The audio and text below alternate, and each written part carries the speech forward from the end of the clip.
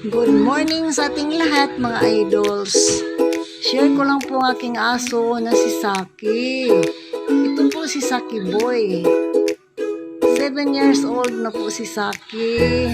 Alam niyo mga idols, itong si Saki, since nandito siya sa amin, sakitin po ito na aso, si Saki. Ano po siya, may breed po siya mga idols.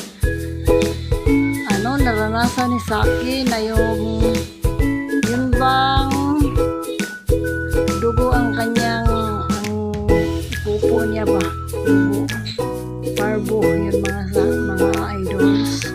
Pero sa awa ng ama, nakasurvive si Saki. Basta marami siyang sakit na ranasan, lalo na yung heartworm. Encounter din yun ni Saki. Pero naagapan sa gamot. Ayun si Saki. Yun si Saki, ayan bang territorial na aso. Wala siyang friend. Ang friend niya kami lang. Kahit mga best friend pa namin, punta sa aming bahay, hindi niya yung wala siyang friend na ibang tao, kami lang.